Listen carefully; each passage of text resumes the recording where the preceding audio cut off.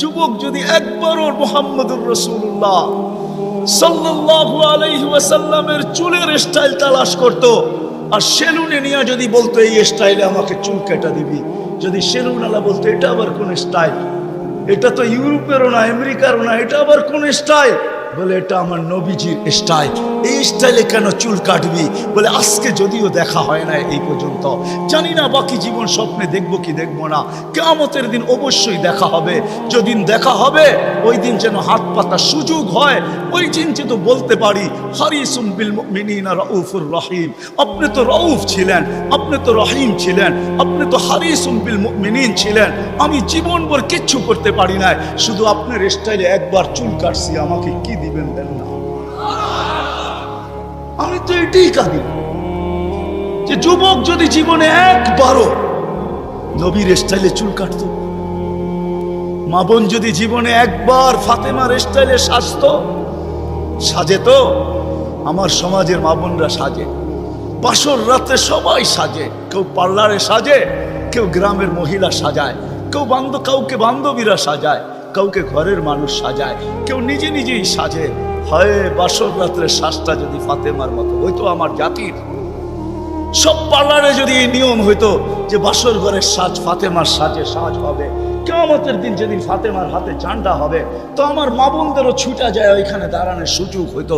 ফাতেমা যদি বলতো তুই কোত্থেকে আসলি ছুটা, তখন বলার সুযোগ হইতো কিছু তো করতে পারি না জীবনে, কিন্তু বাসর রাতের শ্বাসটা তোমার মতো ছিল, আপনার মতোই সাজছিলাম, এই জন্য আজ ছুটা চলে আসছি, জানটা তো আপনার হাতে, ওই সাজের উছিলায় আমাকেও নিয়ে চলেন না। আমার জাতিকে কেমনে বোঝাবো? রসুলের আদর্শ শিখি, কিন্তু যদি গাজীপুরের সচেতন নাগরিক বলে যে 1400 বছর আগে চলে গেছে, হিজরি কত চলতেছে? 10 হিজরিতে আল্লাহ রসুল চলে গেছেন, এটা মনে হয় 46 চলতেছে হিজরি, 1446, ঠিক না? তাইলে 10 বাদ দিলে 1436 বছর আল্লাহ রসুল দুনিয়ার থেকে চলে গেছে। ওনাকে পাবো তো পাবো কোথায়? তো কোরআন হাদিস এটাই বুঝায় যে ওনার উত্তর সুরীরা কিয়ামতের সকাল পর্যন্ত, হক্কানি আলেম ওলামা কিয়ামতের সকাল, যতদিন আল্লাহ চাবে অতদিন থাকবে। আজও আছে না নাই? উলিল আমরি মিনকুম, হক্কানি আলেম ওলামা আল্লাহ ওয়ালারা থাকবে, আল্লাহ রসুলের সব সুরক্ষিত আছে। আমি তো বলি মাঝে মাঝে, হায় হায় জানোয়ার যতটুক চিনল আমরাও চিনলাম না। বিদায় হজের দিন আল্লাহ রসুল উম্মতের নামে যখন কোরবানি করতেছিলেন, তো নিজে 40টা কি 60টা উট নিজের হাতে কোরবানি করছেন, বাকিগুলো আলী রাদিয়াল্লাহু তাআলা আনহু করছেন। আল্লাহ রসুল যখন কোরবানি করতেছিলেন, তো উটদের ভিতরে ঝগড়া চলতেছিল কে আগে ছুরির নিচে আসবে।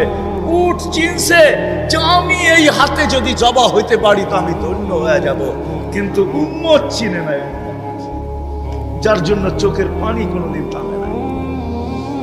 আমার কান্না তো এটাই, যার জন্য চোখের পানি কোনোদিন থামে নাই। জিবরিল মিকাইল জিজ্ঞাসা করছে মা জালা আরাকা তাবকি, যখনই দেখি কাঁদেন কেন? বলছে জিবরিল মিকাইল জান্নাত জাহান্নাম যেদিন থেকে দেখা আসছে, উম্মতের চিন্তায় আমার চোখের পানি থামে না, চোখের পানি শুকায় না।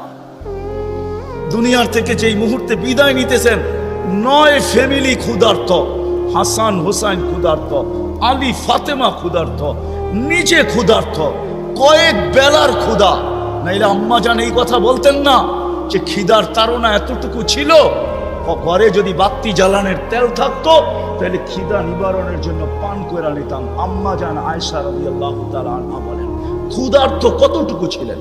কিন্তু এটার জন্য কান্না না, আমার পরে 9 ফ্যামিলির কি হবে, আমার পরে হাসান হুসাইনের কি হবে। জানেন হাসান জবা হবে, জানেন হোসাইন জবা হবে কারবালায়, জানেন হাসানকে বিষ দিয়া দুনিয়ার থেকে বিদায় করে দেওয়া হবে, এই জন্য কাঁদতে ছিলেন না। জিবরিল জিজ্ঞাসা করছে আপনি কাঁদেন কেন? আতাবকি ওয়া আনতা ইলা রফিকিল আলা, তো বলতেছে জিবরিল জিবরিল জিবরিল মালাকুল মউত অপেক্ষায় আছে, অনুমতি অপেক্ষায় আছে বুকে হাত রাখার জন্য, কিন্তু এক প্রশ্ন এখনো চোখে পানি। বলছে সেটা কি? বলে ফামান লিবাদি লি উম্মতি, আমার পরে আমার উম্মতকে বুকে জড়ায় কে রাখবে, পাহারাদারি কে করবে? আমার উম্মতকে কে দেখা রাখবে, চোখে চোখে কে রাখবে? আল্লাহ জবাব পাঠাইছেন, লা আতরুকু উম্মাতাকা ফারদা, আপনার উম্মতকে আমি একা ছাড়বো না, আমি দেখা রাখবো, আমি দেখা রাখবো।